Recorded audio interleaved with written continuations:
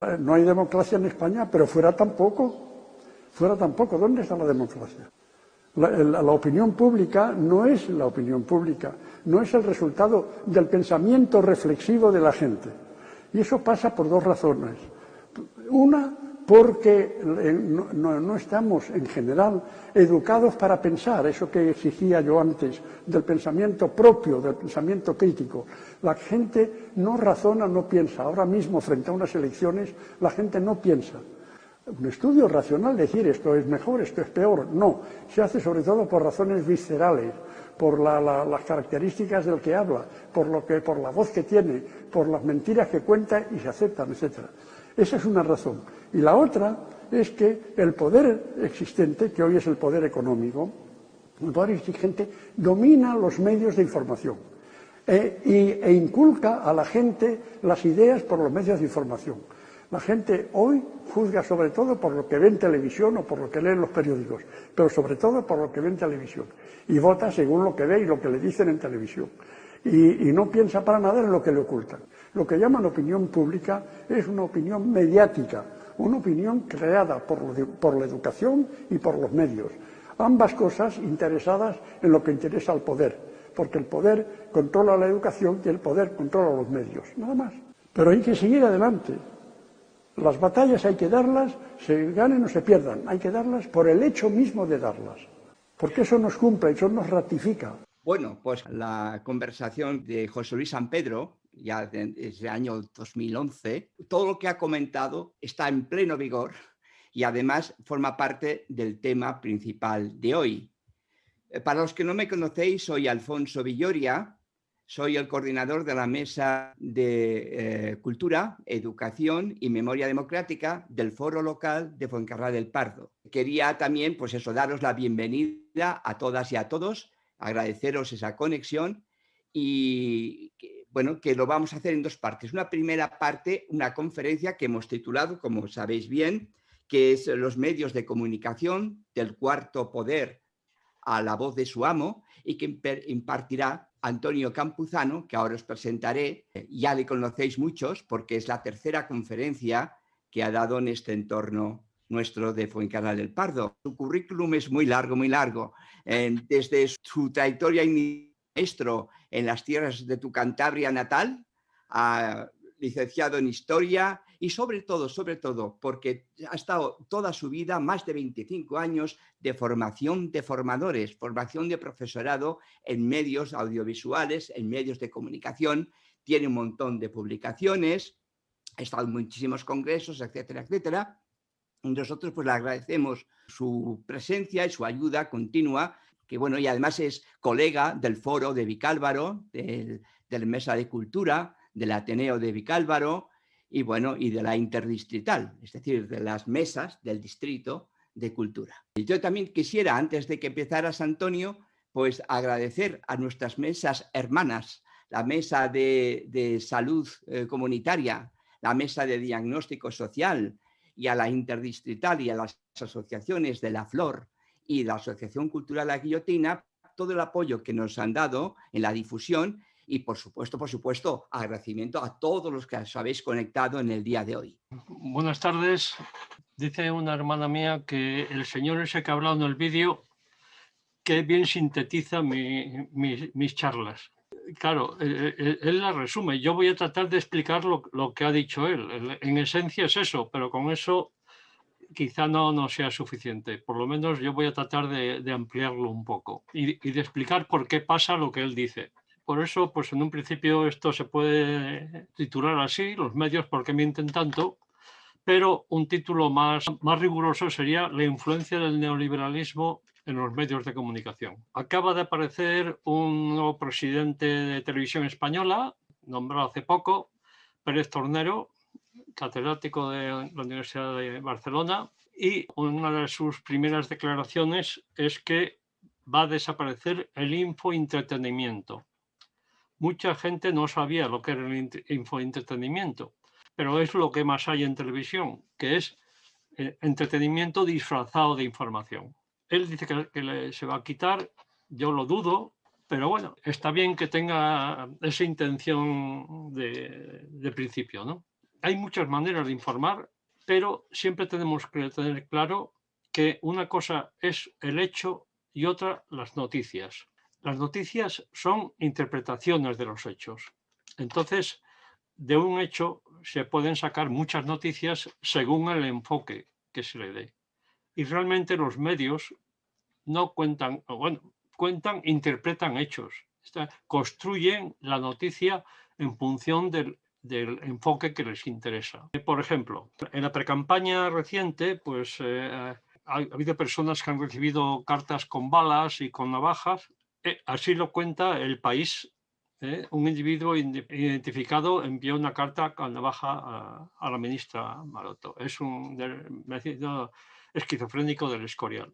Público da mucho más detalles en el titular. Quiere decir que su titular es más completo, porque dice que ese señor está emparentado con la familia Espinosa de los Monteros y que además tiene un hermano que está procesado, eso lo dice en el titular pequeño, por si no lo leéis, está procesado y indultado por Gallardón con motivo de los contratos del AVE a la Meca.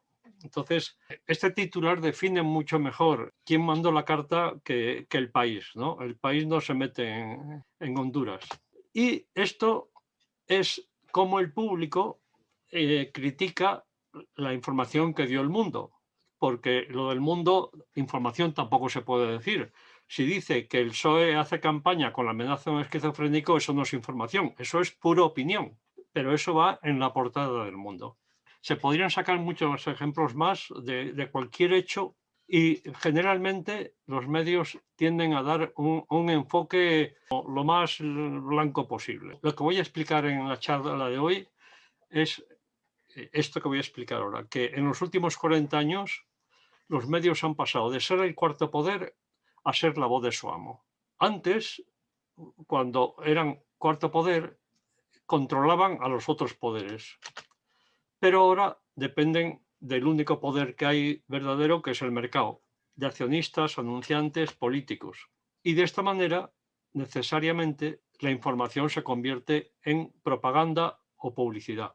El Roto lo define muy bien cuando dice ahora unos minutos de publicidad antes de seguir con la propaganda. Hay un principio en comunicación que dice que el sistema de gobernanza genera un modelo de medios de comunicación. Entonces vamos a ver qué había antes de que fueran la voz de su amo. Y podemos empezar con la Segunda Guerra Mundial. El final de la Segunda Guerra Mundial, digamos que es lo que define nuestra época, ¿no? Entonces, tras la derrota del fascismo, pues el sistema impone la democracia y hay unas características que son la Guerra Fría, porque hay política de bloques, Estados Unidos por un lado y Rusia por otro, lo que llaman democracia por un lado y lo que llaman comunismo por otro. Pero en Europa, por ejemplo, los partidos comunistas son muy fuertes porque son ellos los que han organizado la resistencia en países como Francia, por ejemplo, y Italia. Entonces, los partidos comunistas, al acabar la Guerra Mundial, tienen mucho apoyo popular, ¿no? La respuesta que da el sistema económico a esto es la socialdemocracia, como barrera al comunismo, para que la gente entendiera que la libertad estaba en Estados Unidos y el comunismo en Rusia y se decidiera, ¿no? A partir de ese momento se dan el estado de bienestar, lo que en economía llaman los 30 gloriosos, 30 años de estado de bienestar. En España no, porque en España no estamos en Europa, estamos en el franquismo todavía, pero eso es más o menos lo que está pasando en Europa y en Estados Unidos. Y una cosa muy importante es que hasta la Guerra Mundial, quien dominaba la economía era el poder industrial, digamos, la burguesía industrial. Pero al terminar la Segunda Guerra Mundial, la industria europea está destrozada y con el Plan Marshall, que es la supuesta ayuda de los americanos, entra en efervescencia el poder financiero, o sea, la financiarización. Y a partir de ahí ya se produce un lento declive del poder industrial, porque después ya veremos cómo viene trasladar las industrias al tercer mundo. Y la respuesta mediática a este ecosistema, digamos, es la democracia. Los medios como cuarto poder, porque la democracia exige información. Y entonces la información es un verdadero poder. No es independiente, ni mucho menos, pero por lo menos se respetan mucho las formas, ¿no? Esto es, digamos, el preámbulo de lo que viene ahora. En los años 70 comienza el cambio. En los 50 el poder financiero se empieza a replantear la situación, y es que la democracia perjudica al negocio. Por eso, en 1954 se crea el grupo de Bilderberg, que es un grupo teóricamente secreto en el que están los 130 más ricos del mundo. Invitan pues, a algunas personas influyentes, se reúne cada año, cada 2 años, pero es importante saber que ese grupo se crea para combatir el americanismo que estaba causando el Plan Marshall en Europa. En los años 60 hay industria en Europa reconstruida. En su mayor parte es de propiedad americana, porque en los 70 aparecerá un libro que muchos recordaréis, que se llama El desafío americano, que dice que la primera potencia industrial es Estados Unidos y la segunda Estados Unidos en Europa. Entonces, los regímenes laborales pues causan revueltas obreras por toda Europa. En España también, pero aquí no son por eso mayormente, aunque también, sino también contra el franquismo. Y en Estados Unidos también hay revueltas, sobre todo estudiantiles, por la guerra de Vietnam. Y por eso, en 1973, Rockefeller crea la trilateral, que ahora la llaman Davos, ¿no? La llaman trilateral porque ya entra Japón en ese grupo especial. Y en los años 50, en Chicago, en la universidad, se está diseñando un nuevo sistema económico, el neoliberalismo. No está demostrado que estos que crean este sistema sean descendientes de los años 20 de Chicago, los Gaster me refiero. Pero alguna relación podrían tener, porque el neoliberalismo se ensaya ya en el 73 y en el 76 en los golpes militares de Chile y Uruguay, y en el 76 en Argentina. Ya a finales de la década de los 70, Margaret Thatcher lo trata de implantar en Gran Bretaña, y en el 81 llega Ronald Reagan y lo trata de extender mundialmente. En esencia, el neoliberalismo, según Friedman, que es el cerebro, estas son sus palabras. Según él, las únicas funciones del Estado deben ser protección de nuestras libertades contra los enemigos del exterior y del interior. O sea, él ya cuenta con que esto no está muy claro que pueda ser aceptable. Y, por tanto, muy importante para el neoliberalismo, defender la ley y el orden, garantizar los contratos privados y crear el marco para mercados competitivos. Esto es completamente falso. No crean mercados competitivos, van hacia el oligopolio, pero esto de alguna manera es una manera de lavarle la cara a esta teoría, ¿no? Los principios del neoliberalismo son el predominio del mercado sobre el Estado, la prioridad de la propiedad privada, libertad de movimiento de capitales, no de personas, rebaja de impuestos. Esto es muy importante porque lo más importante para el neoliberalismo es quitarle fuerza al Estado. Y claro, si se bajan los impuestos, el Estado recauda menos. Y eso hace que el Estado, de alguna manera, o le ayuda, según el gobierno, a privatizar los servicios públicos. Si no hay buena recaudación de impuestos, no puede haber buenos servicios públicos. O sea que esa rebaja de impuestos lo que trata es de deteriorar los servicios públicos para que haya que privatizarlos. Y de la misma manera que se deterioran los servicios públicos, se deteriora el mundo laboral, el trabajo, ¿no? Porque esto lo que intenta es favorecer al capital. Y como esto es a todas luces injusto, es muy importante la ley y el orden. E incluso prevenir los conflictos para poder atajarlos en cuanto aparezcan. Por eso Rajoy puso la ley esta, las leyes Mordaza, cuando aquí no parece que hacían falta, pero por si acaso, ¿no? Luego se han utilizado, ¿no? Pero claro, con los titiriteros. Y una cosa muy importante es el individualismo. Margaret Thatcher dice: la sociedad no existe, existe el individuo. No dice el ciudadano, dice el individuo. Y Juan Torres López, catedrático de Economía Aplicada de la Universidad de Sevilla, a este sistema que se suele llamar neoliberalismo, él lo llama anarcoliberalismo. ¿Cuáles son las consecuencias? Pues los poderes económicos compran el poder político, corrupción, pero compran también el poder mediático. Una de las consecuencias inmediatas es las eléctricas en España. Esto es en España. El retiro dorado de la política. Aquí tenéis una serie de ministros del PSOE que han pasado por las eléctricas en su tercera edad y estos del PP. Claro, en el bipartidismo pues entraban todos.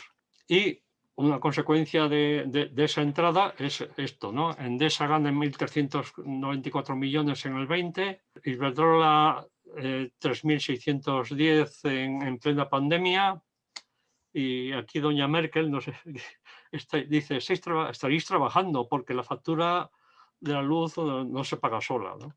Por eso tenemos una de las facturas de luz más caras de Europa. Pero, de paso, el neoliberalismo deteriora la democracia. Claro, si compra el poder político, ya eso es una manera bastante evidente. Y si además deteriora la información, sin buena información no puede haber buena democracia. El ciudadano pierde sus derechos porque se convierte en consumidor. Pero ni siquiera como consumidor tiene muchos derechos, porque ya cualquiera que vaya a protestar a una agencia de estas, pues sobre todo en la Comunidad de Madrid, puede dar por perdidos sus derechos. Se privatizan bienes y servicios públicos. Los trabajadores son recursos humanos, es decir, ni siquiera son personas, y pierden los derechos. Y se deterioran los servicios fundamentales para poder privatizarlos. Curiosamente, aumenta el gasto militar y disminuye el gasto social. Claro, hay que tener en cuenta que en la contabilidad que hace la Unión Europea del gasto de los diferentes países, en ese control del déficit que pone del 3 o 3 y pico, ahí no entra el gasto militar. O sea, el gasto militar la Unión Europea no lo controla como déficit, por alguna razón. Claro, la industria armamentística es la más importante de este mundo. Y esto genera desigualdad y pobreza. Durante los años 70 ya se está implantando este sistema en Estados Unidos. Y Marvin Harris, que es un antropólogo muy importante, además es muy conocido porque tiene bestsellers como ese de Vacas, Brujas, Dioses y estas cosas, se da cuenta de que los antropólogos se dedican a estudiar sociedades antiguas y tal, y él piensa que él va a estudiar la sociedad americana. Entonces, estudia la sociedad americana de los años 70 y publica este libro hacia el 81, y el índice, vamos, no todo el índice, pero lo que se plantea en un capítulo es por qué no funciona nada en Estados Unidos, por qué no atienden los empleados, por qué menguó el dólar, por qué hay pánico en las calles, por qué nos invaden los cultos, las sectas, por qué ha cambiado Norteamérica. Esas son sus conclusiones. Estas cosas y muchas más ya pasan en Estados Unidos en los años 70. Eso enseguida vendrá a Europa, ¿no? Porque el sistema económico es perverso. Es inhumano porque pone el negocio por encima de las necesidades humanas. Genera desigualdad y pobreza, no considera la vivienda un derecho, sino un negocio, y de ahí vienen los desahucios, ¿no? Gente sin casa y casa sin gente. Colas del hambre en países desarrollados, igual aquí que en Estados Unidos. Va contra la vida porque considera la enfermedad un negocio. Entonces, la sanidad privada no tendrá negocio si no hay enfermedades. Y cuanto antes se cure la gente, menos negocio tienen. De ahí viene también, por ejemplo, la guerra de las vacunas. La precariedad disminuye la esperanza de vida. Tanto en Madrid como en Barcelona hay hasta por lo menos 7 años de diferencia de esperanza de vida según el distrito en que habites. Ahora, eso remite una ventaja, que es acortar la esperanza de vida, mejora el sistema de pensiones privado, porque la gente, los ancianos, ya lo empezó diciendo un ministro japonés, que los ancianos duran demasiado, pero luego ya también ha habido ministros europeos que lo han dicho. ¿Cómo ha sido posible la implantación de este sistema? Naomi Klein publica este libro, La doctrina del shock, el auge del capitalismo del desastre. Hay también en YouTube una versión en documental hecha por su marido y ella. Yo creo que hay varias versiones, algunas dobladas incluso en YouTube. Pero bueno, lo que ella defiende es que para imponer este sistema han partido de un shock, que puede ser un golpe militar, como pasó en Chile y en Argentina, puede ser una crisis económica muy fuerte en un país, puede ser una catástrofe natural. El tsunami de Oceanía de hace unos años, pues se aprovechó para esto, una pandemia, y a partir de ahí, ya con las mesas aterrorizadas, se aplican medidas que de otra manera no sería posible. Y eso no lo dice ella, pero lo dice mucha gente: el neoliberalismo mata más que el terrorismo. Estos son ejemplos de los shocks que se han aprovechado o se han provocado en diferentes países. Hay más, ¿no? Pero bueno, estos son algunos.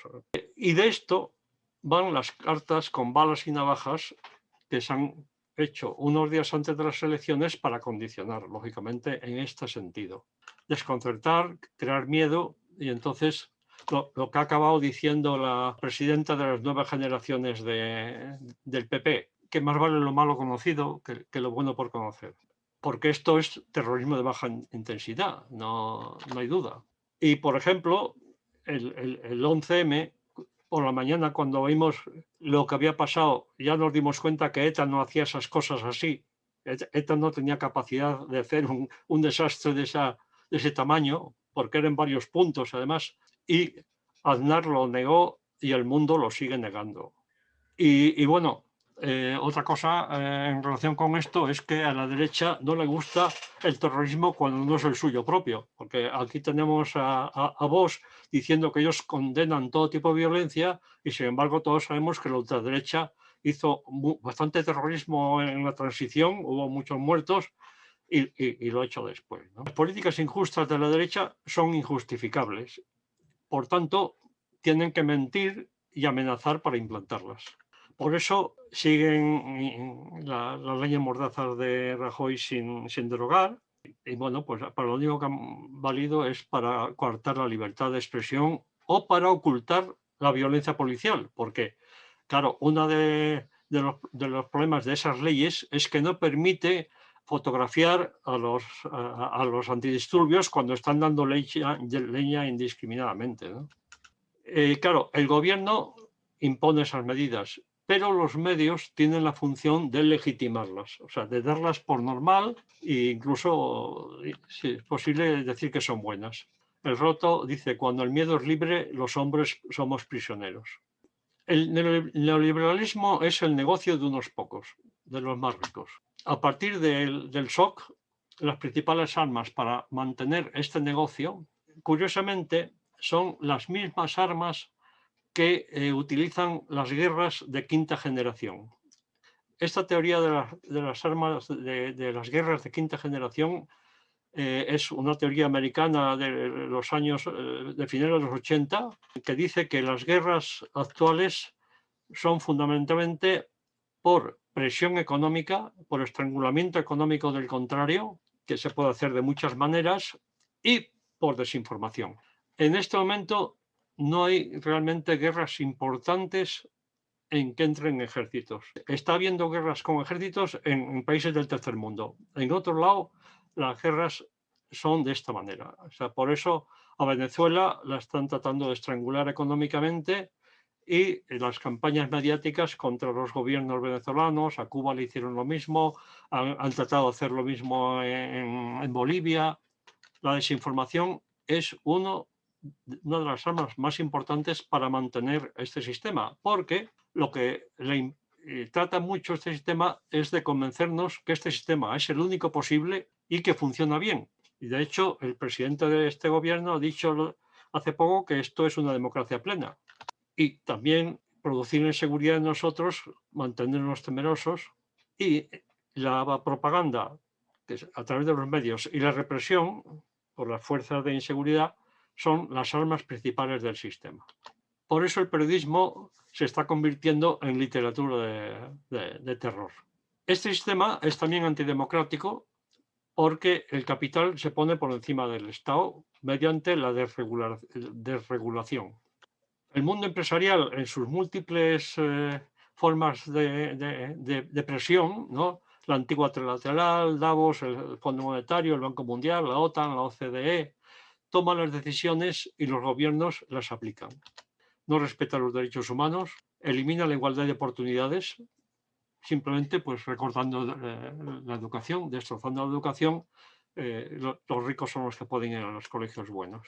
Y destruye derechos al convertir lo público en negocio privado. Crea desigualdad, produce inseguridad, que lleva al fascismo. Y una cosa muy importante es que los beneficios se privatizan y las deudas se hacen públicas, aunque sean privadas. Así es como se han salvado muchos bancos en la última crisis del 2008. Ahora, el neoliberalismo tiene un error básico, que es que el mercado, todos sabemos que tiene dos elementos fundamentales, la oferta y la demanda. Siempre ha sido así. Pero el neoliberalismo solo contempla la oferta y está pensado para desarrollar los intereses de la oferta, no de la demanda. Por eso sus principios son falsos. Vamos, se ha visto con el tiempo que son falsos. Por ejemplo, la empresa crea riqueza. Acaba de reconocer Biden que en Estados Unidos la riqueza la ha creado la clase media que se ha ido a la mierda. Eso lo acaba de decir Biden. Si el presidente se ve obligado a decir cosas así, pues es que allí el neoliberalismo ha hecho mucho daño. Si se bajan los impuestos a las empresas, aumentará su inversión, o las grandes fortunas. Falso, completamente falso, porque ese dinero no va, ese rebaja de impuestos no va a las empresas, va al mundo financiero, a la ruleta, a la bolsa. Pero si no hay demanda, fracasa la oferta. Que eso es lo que está estrangulando en este momento la economía española, porque al haber habido una bajada de salarios y un deterioro de servicios públicos que al privatizarles se hacen más caros, eso también implica bajada de capacidad adquisitiva. Entonces, la gente no puede comprar y la oferta va disminuyendo y, claro, hay empresas que tienen que ir cerrando, ¿no? Lo mismo pasa con los impuestos. La Constitución dice que tienen que ser progresivos, pero los que más se están extendiendo son los regresivos. Los que, como son iguales para todos, pues resultan más lesivos para los menos, la gente que tiene menos capacidad adquisitiva, y eso, pues claro, va en contra de la demanda. Se precariza el trabajo, el propio consumidor reduce su consumo. Y curiosamente, hace como 100 años, Henry Ford, el de los coches, pensó que su negocio se multiplicaría si los trabajadores pudiesen comprar los coches. Él lo consiguió y triunfó. A eso es a lo que está tratando de ir ahora. Bueno, ha dicho que quiere ir Biden. Ya veremos a ver si le dejan o si pone mucha voluntad. Ese es el fallo del neoliberalismo y es por ahí por donde el propio neoliberalismo está matando a la economía, que es que si cae el consumo se derrumba el mercado. Por eso es porque Juan Torres López lo llama anarcoliberalismo. Y por eso Biden está volviendo al keynesianismo, que es un poco el sistema que implantó Roosevelt al final de la Segunda Guerra Mundial para salir de la crisis y terminar con la crisis del 29 que todavía se estaba arrastrando, ¿no? Así que ahora así estamos. Esta señora este año solo le pide no tener que pedir. Resumiendo, esto es mi pensamiento. Se basa en todo eso, pero el neoliberalismo es una secta. Su Dios es el mayor beneficio. Como las demás religiones, la mayoría de sus principios son falsos. Y como muchas otras sectas, dicen que nos ayudan, pero mayormente buscan nuestro dinero. Para ello tienen que engañarnos, hacernos creer que estamos en un mundo diferente, y ese mundo diferente es el que crea los medios de comunicación, lo que llamamos realidad mediática. Esa es la función de los medios, y también es cierto que en este momento, por ejemplo, en España, en la mayor parte de las universidades, en las facultades de económicas, se sigue enseñando el neoliberalismo. Por eso aquí al de la Complutense, el de Fonseca lo llaman la isla. Y, claro, también tiene su Inquisición, que es la justicia a su favor, y las fuerzas represivas, porque, claro, siempre hay gente que protesta. Entonces, 40 años después, se está reciclando el sistema.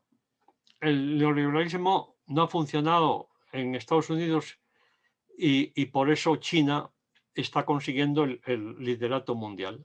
Ya es primera potencia en muchos aspectos. La crisis económica y social producida por la pandemia ha destrozado los sistemas asistenciales y eso genera revueltas sociales y hace peligrar el sistema. Realmente por eso Biden se ve obligado a dar un giro muy grande con respecto a Trump. Biden ha anunciado medidas contrarias al neoliberalismo a favor de la demanda para reactivar la economía. Es lo que hizo Roosevelt, que son incentivos a la creación del trabajo. En el último discurso decía ya. Y cheques a las familias. Juan Torres López, que es de los pocos catedráticos de economía que no es neoliberal, es de la escuela clásica, escribía hace unos días, el 30 de abril, en Público, que tiene sus columnas: Europa pierde el norte y los responsables tienen nombre y apellidos.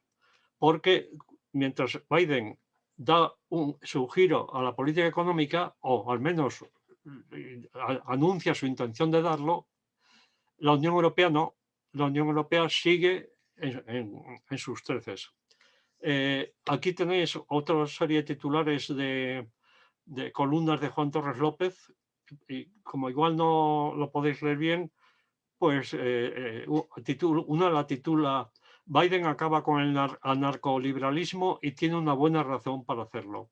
Europa no funciona y Alemania juega con fuego. Se refiere a eso, a que la Unión Europea sigue con las teorías anteriores, que claro, es que fortalecen a los ricos.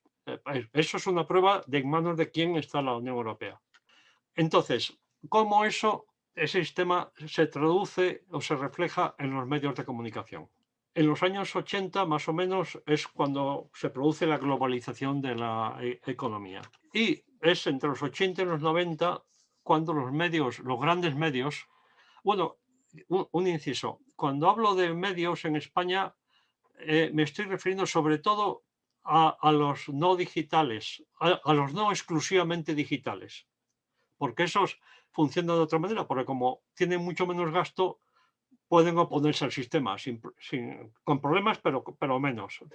Todos los periódicos nacionales españoles están endeudados. Entonces, en esas décadas es cuando se tratan de adaptar a la globalización.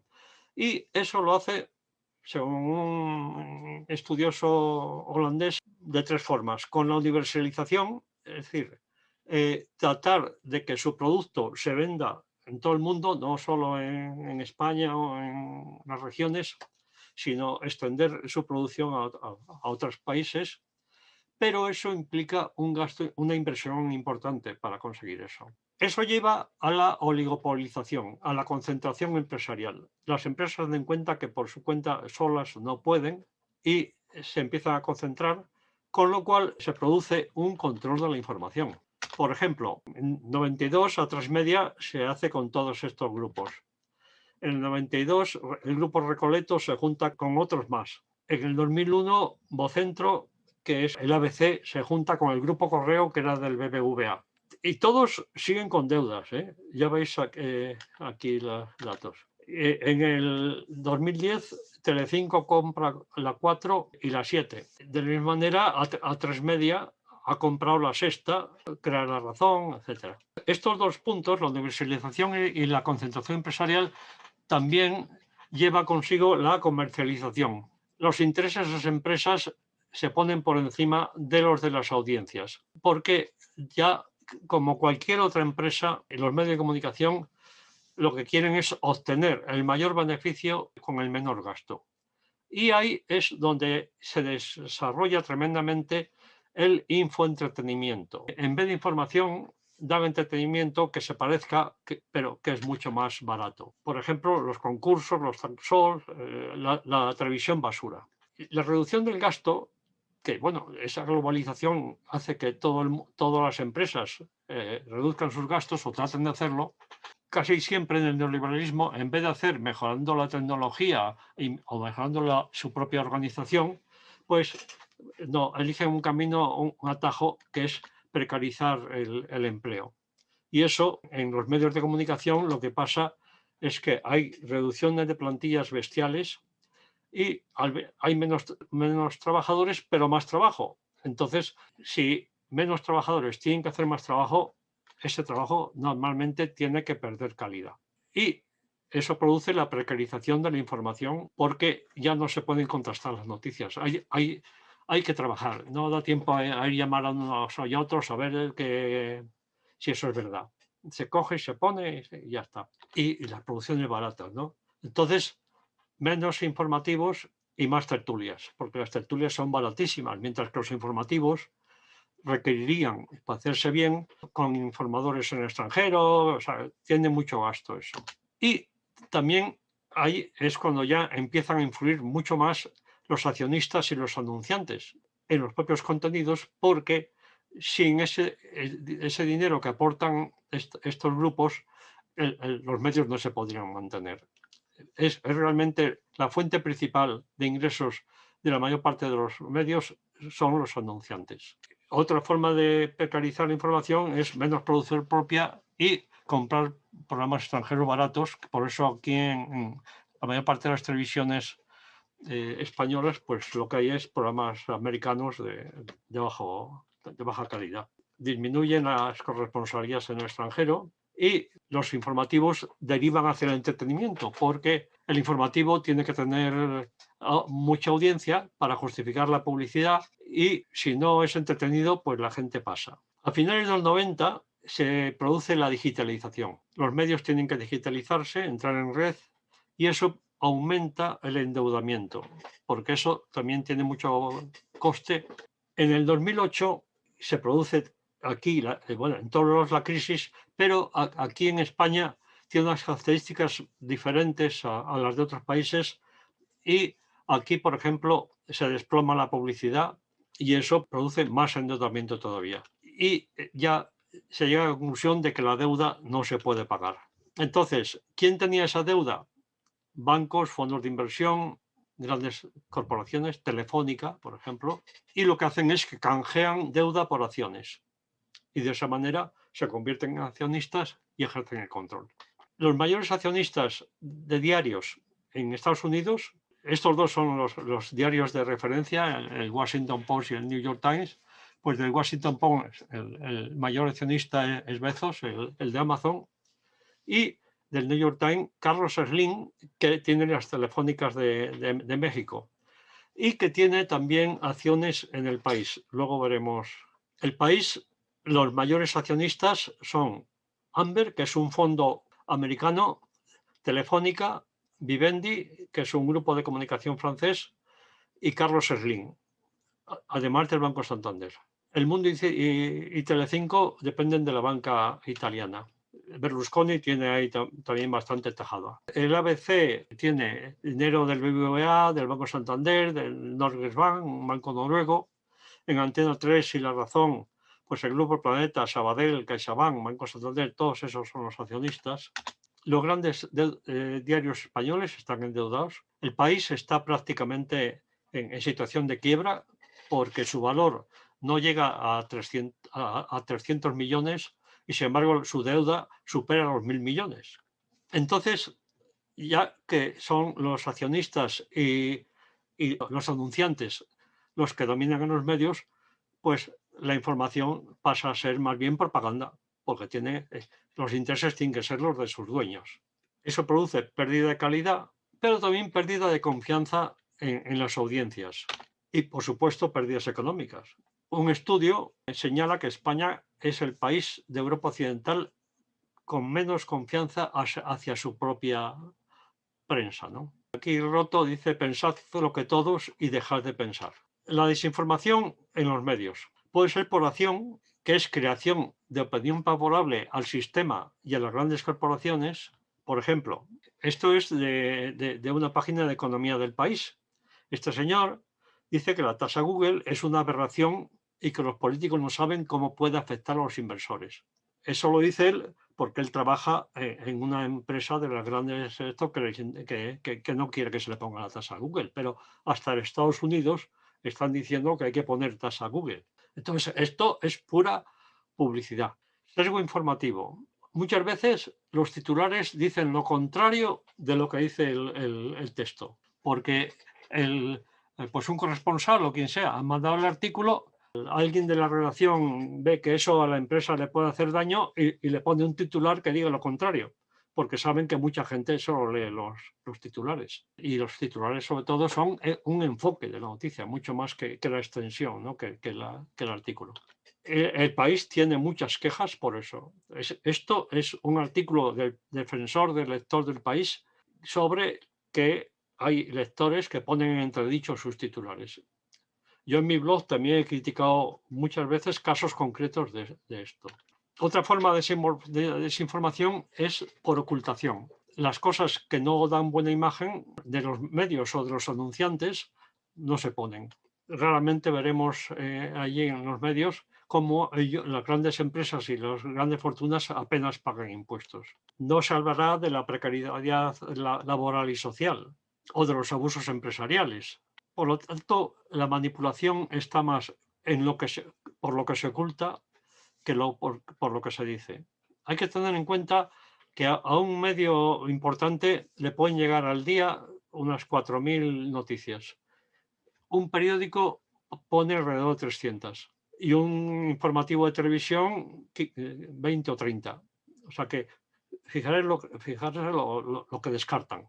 Y además se está defendiendo la mentira. Cuando en el Congreso se crea una ponencia para estudiar el problema de la desinformación, Vox vota en contra y el PP no sé qué votaría, pero no es muy partidario porque el PP y Vox son los que más mienten. Y otro problema, ya estoy terminando, es la formación de los periodistas.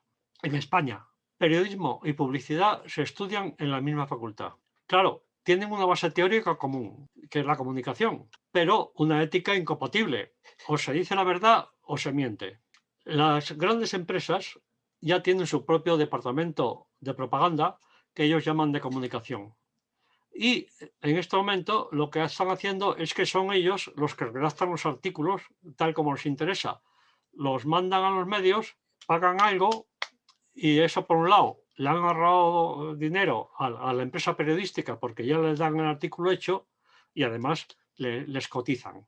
Claro, en esos departamentos de las empresas se paga mucho más que en los medios de comunicación y por eso los buenos periodistas, los que tienen calidad, se van al departamento de propaganda. Claro, no todos, porque algunos hasta tienen ética. Al final de los 90, Kapuscinski escribió un libro titulado Los cínicos no sirven para este oficio. Pero para los años 90, cuando él escribió ese libro, que él ya era muy mayor, ya su época y la de Manu Leguenecci, por ejemplo, ya había pasado. Porque el mercado no necesita periodistas, lo que necesita es vendedores. Por eso los periódicos incluyen como información los artículos que le mandan desde las empresas. ¿Esto cómo se refleja en Prisa? En el 2015, Amber, que es un fondo americano, entra, me parece que es cuando sale Liberty, con el 30% no llega al 30%, le faltan unas décimas, porque si consigue el 30% de las acciones, tiene que hacer una OPA. Entonces se queda unas décimas menos para no tener que hacer la OPA.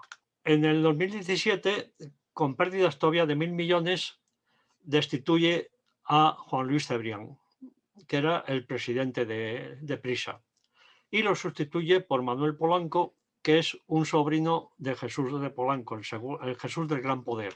En el 18 es cuando Pedro Sánchez llega al gobierno, ya definitivamente, y entonces el país cambia la dirección y pone a Soledad Gallego Díaz de directora. Pero en el 18 mismo hay una maniobra un poco rara en el Consejo de Administración, porque Telefónica no interviene y el Banco Santander sí consigue lo que quiere, que es quitar a Manuel Polanco y poner a Javier Monzón. ¿Quién es este señor? Pues Javier Monzón fue nombrado por Felipe González en los tiempos de su reinado como presidente de Indra, que es la empresa española más importante de armamento, informática, etc. ¿no? En ese momento esa empresa era española, pero Felipe González la empieza a privatizar y coloca a Javier Monzón. Poco tiempo después, Indra compra una empresa de un hijo de Felipe González, una empresa informática de un hijo y mete al hijo de Felipe González en la empresa como empleado con contrato blindado. Javier Monzón, aprovechando que acaba el contrato de Soledad Gallego Díaz, nombra a Javier Moreno, que es un director que ya había estado antes en los tiempos de derechas, ¿no? Esta es la situación en el 2019 de los mayores accionistas del país, de Prisa. Amber Capital 29,8, Telefónica 9,44, HSBC, este es Hong Kong Shanghai Bank Corporation 9,10, Rucandio, que esto es la familia Polanco, que antes era el accionista mayoritario y ya solo le queda eso, y además con dinero del Banco Santander. O sea, como ha habido ampliaciones de capital, la familia Rucandio, para mantener cierto poder, ha tenido que pedir préstamos a Santander. Hay un fondo catarí y Carlos Slim, para el que trabaja Felipe González, entra como accionista también, ¿no? Parece ser que también con dinero del Banco Santander, y parece que las acciones de Carlos Fernández, que es otro empresario mexicano, también pueden tener dinero del Banco Santander. Amber Capital no consigue manejar bien esa situación y por eso es por lo que le cambian le han cambiado y han puesto a Javier Monzón estos otros. Y entonces, en el 21, el HSBC vende todo su patrimonio, porque claro, el país sigue en pérdidas, y se lo vende a Vivendi, pero Vivendi es socio de Amber. Entonces ahí cambia la correlación de fuerzas, porque además también ha cambiado la dirección en Telefónica, y así como Alierta, que se metía en todo, el actual presidente de Telefónica es más cuidadoso y entonces prefiere respetar un poco, por lo menos al gobierno, también para que el gobierno respete sus tarifas y sus cosas. Entonces, si se suman los tres primeros accionistas, que estos a última hora sí se han puesto de acuerdo y se han cargado a Monzón, pues tienen un 48,34% de todas las acciones.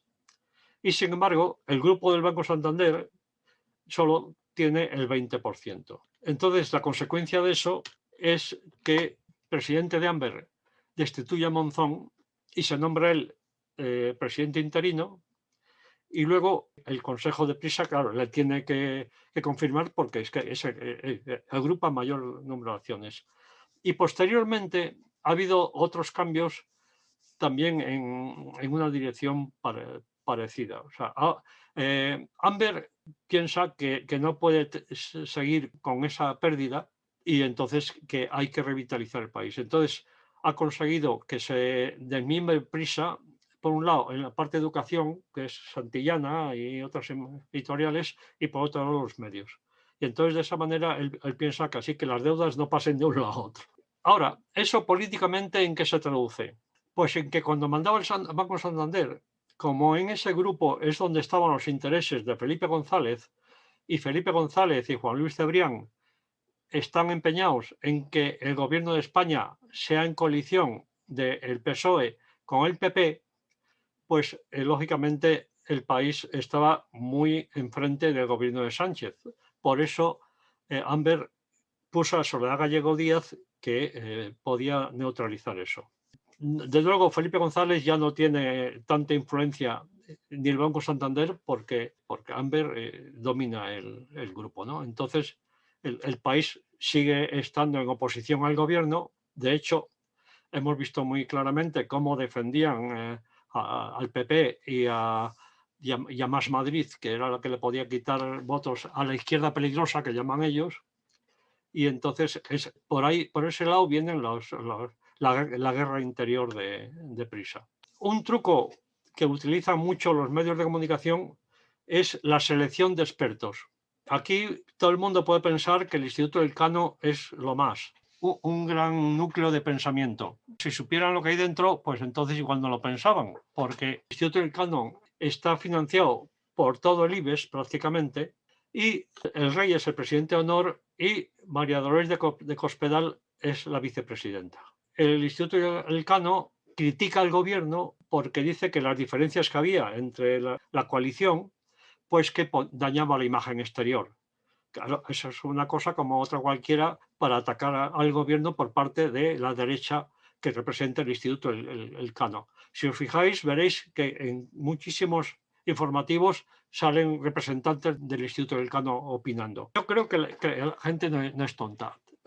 Claro que hay tontos, pero bueno, no tantos como parece o como mucha gente dice. Creo que la gente está muy desinformada por eso que he dicho, que es una estrategia del sistema. Y claro, esa desinformación, la utilidad viene de que no se nota mucho. Además, la pérdida de confianza en los medios de comunicación lo que hace es que alimenta las redes sociales que están manejadas por los mismos. Entonces, vamos a peor. Con esto perdemos todos, pero ganan unos pocos, los de siempre. En esta pandemia hay más multimillonarios y mucha más pobreza, claro. La desinformación nos perjudica. Yo he desarrollado este sistema para luchar contra la desinformación. Es una pirámide. En la base tiene la actitud crítica, que es una cuestión de tipo personal, uno o es crítico o no, pero una cosa importante es que esa crítica tiene que estar fundamentada. No vale cualquier cosa. En el segundo escalón está el derecho constitucional a la información de calidad. Y ese derecho no se está cumpliendo. Eso es una reivindicación política que tenemos que hacer entre todos. Nos ayudaría mucho tener criterios sobre la realidad.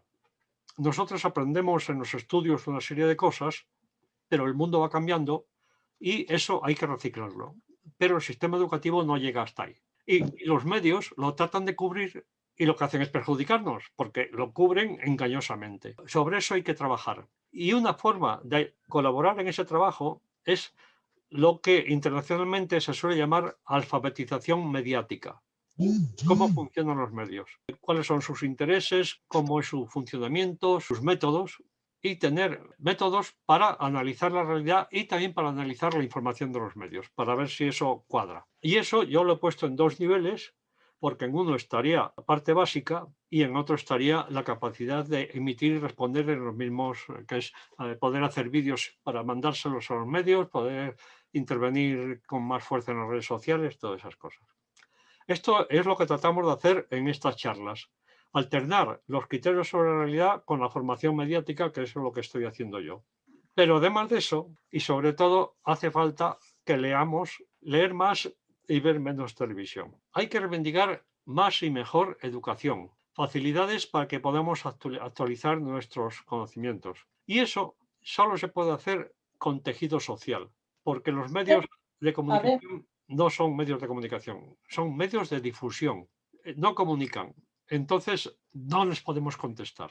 Tenemos que hacerlo entre nosotros, colaborando entre nosotros, hacer redes para ir intercambiando opiniones y conocimientos y educarnos unos con otros. Para saber más, este es mi blog, antoniocampuzano.es, y tengo en el menú una pestaña que se llama Educación Mediática y pinchando ahí nos podemos encontrar este artículo. Esto es un PDF, o sea, se pincha ahí y te puedes bajar el PDF.